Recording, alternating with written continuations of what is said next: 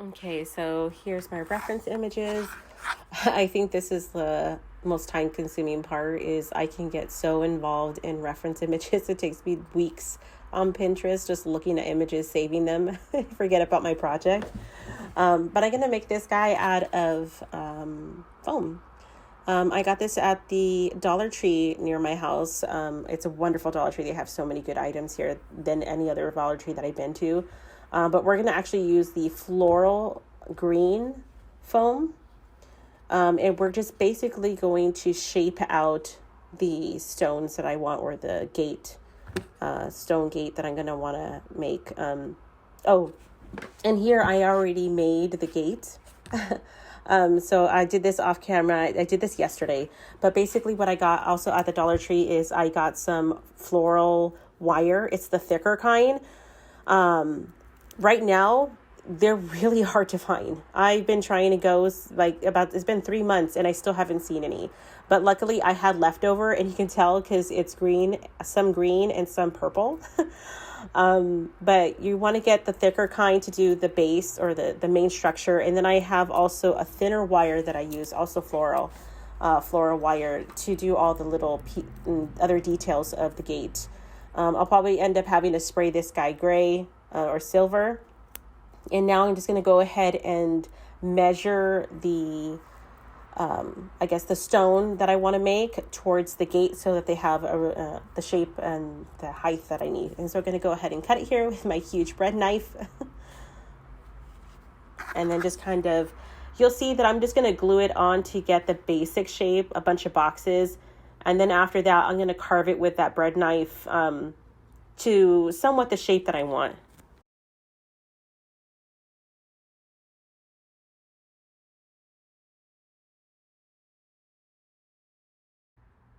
Okay, so here I'm just gonna start carving out. I've been carving out. I just cut a bunch of it because it was just the same thing over again.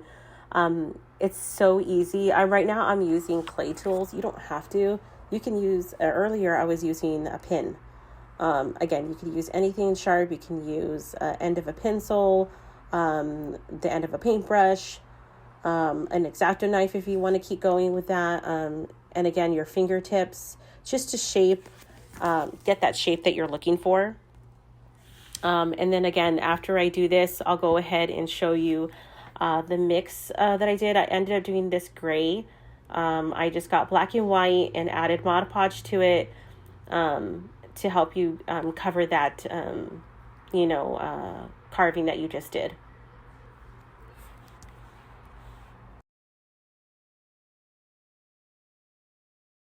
Okay, so I've gone ahead and cleaned my workstation after I've gone ahead and carved out that stone wall, and now I'm going to go ahead and make the Mod Podge paint. Here's my little cup that I use for my paint, getting black and white since I don't have gray right now, and my Mod Podge. It doesn't matter what kind you get. It's the glossy matte, doesn't matter, whichever one you prefer. You're just going to, sorry about that, a little bit of blob. You're just going to mix them all together. What it's going to do, it's going to make it very liquidy, which is fine. It's what you want, because you want it to be really liquidy so it can go into all the crevices that you just cut. And you're just going to cover your entire project with this. If you need to do more than one coat, the second coat you end up doing, you don't actually have to worry about putting the black and white. You could just put straight Mod Podge on it. It does dry clear. So even though it's white, it's not going to show up white. So just make sure that if you do the second coat, wait for it to dry, and then go ahead and apply that second coat.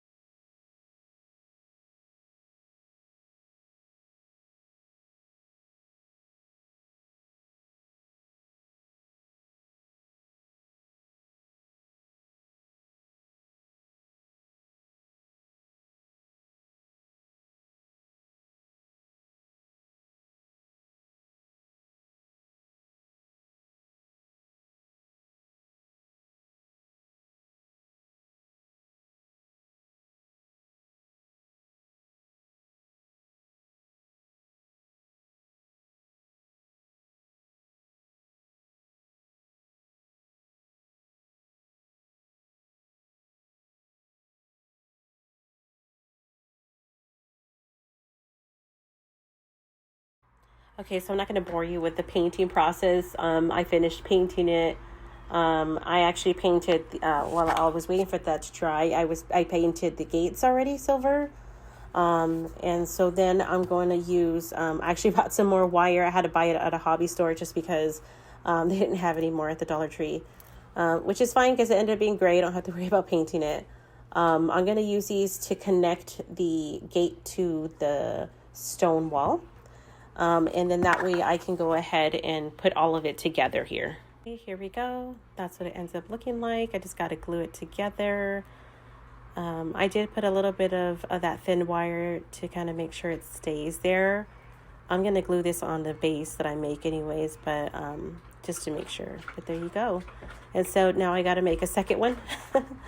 I'll go ahead and do that off camera, and then I'll show you the base I ended up making. I just didn't want to just leave it like that freestanding. I wanted to put it all together.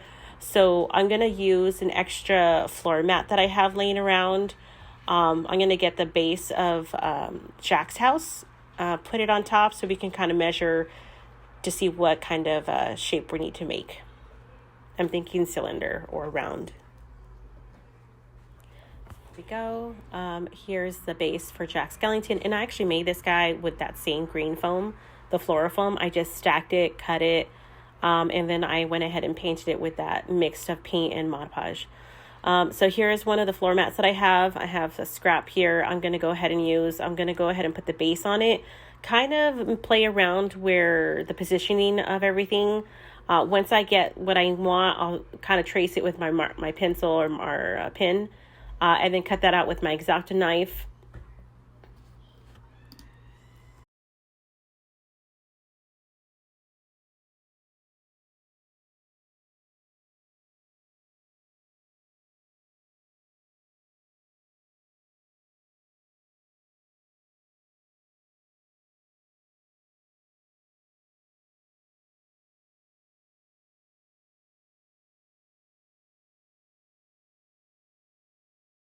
Okay, so I got the shape that I was looking for. It ended up being a circle or a wonky circle.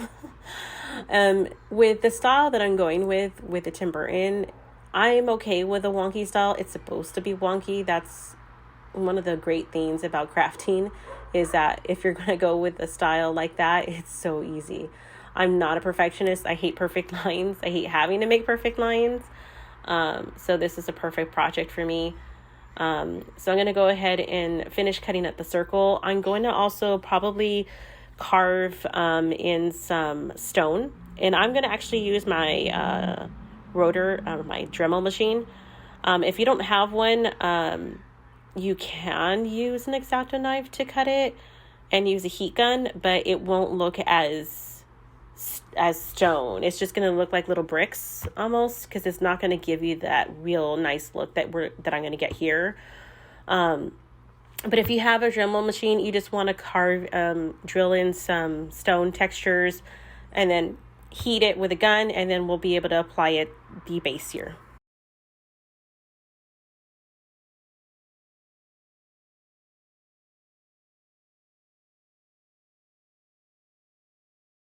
And here we go. I got a little exhausted after a while. My hand started giving up, so you can see it looks a little wonky, but it's okay.